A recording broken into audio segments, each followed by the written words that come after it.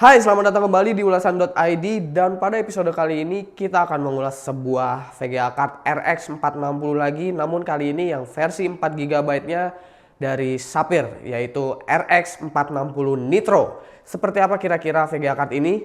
Mari kita ulas.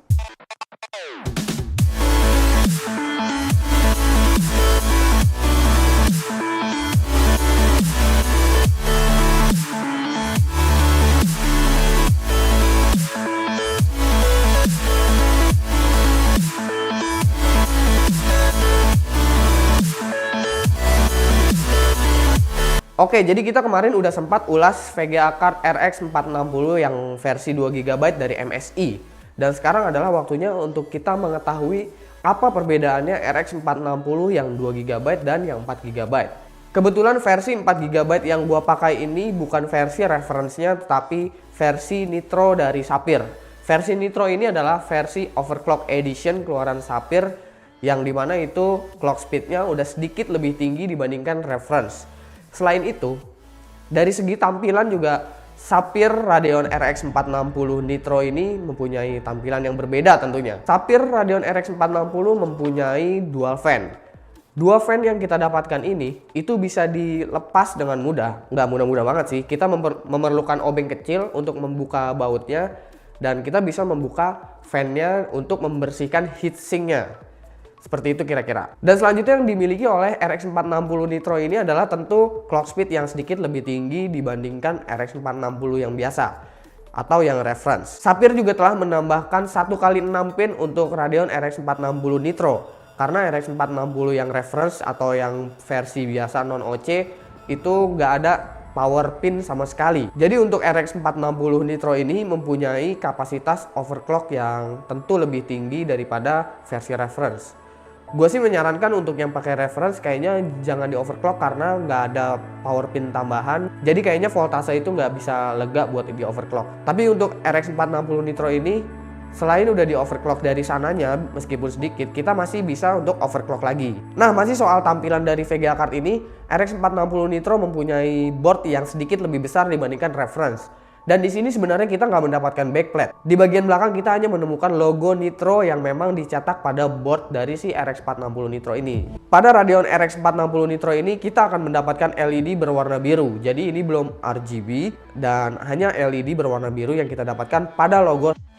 Di bagian output display, kita masih mendapatkan 3 buah output display yaitu DVI, HDMI, dan juga DisplayPort yang udah HDR.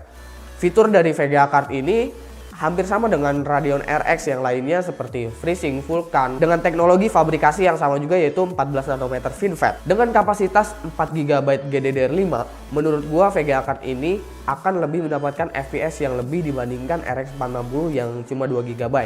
Karena seperti yang kita tahu bahwa game-game sekarang itu banyak banget yang makan VRAM. Contoh kecilnya seperti di game GTA 5 kalau misalkan kita memainkan di resolusi Full HD aja, VRAM 2GB itu nggak cukup untuk setting high.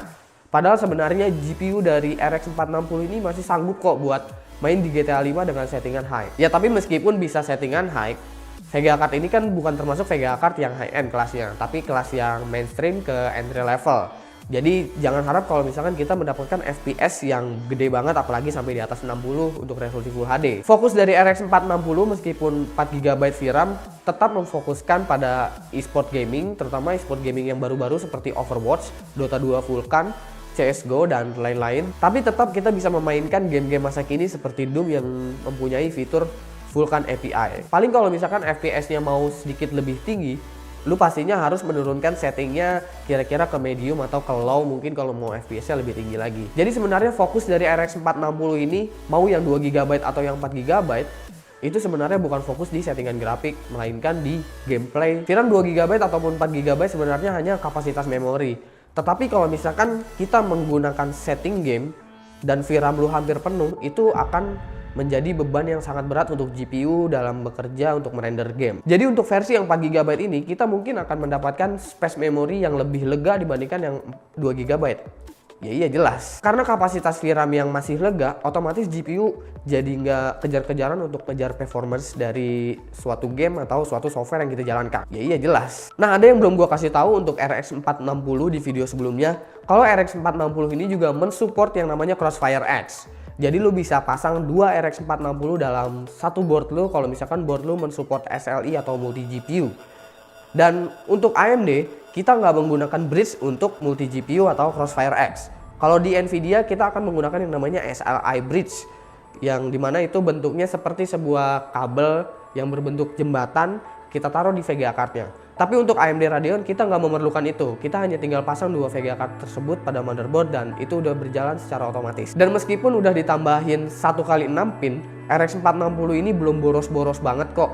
Yang mungkin TDP-nya sekitar 100 sampai dengan 120 watt, jadi power supply 400 watt gue rasa udah cukup untuk pakai RX 460 Nitro ini. Nah, itu adalah basa-basian soal RX 460 Nitro. Dan sekarang kita masuk ke bagian tes dan juga benchmarking. Pada skenario kali ini, gue akan pakai skenario yang sama seperti RX 460 versi 2GB yang kemarin. Jadi kalau gitu langsung aja kita lihat hasil tes dan juga benchmarknya.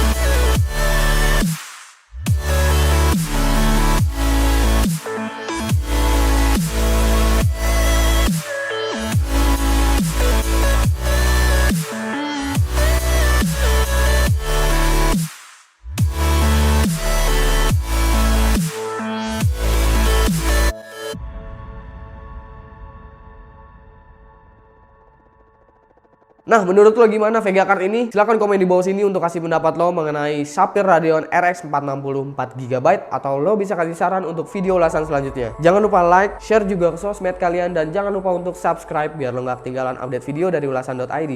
Oke, segitu aja dulu video ulasan kali ini. Gue Subki dan sampai jumpa di video ulasan berikutnya.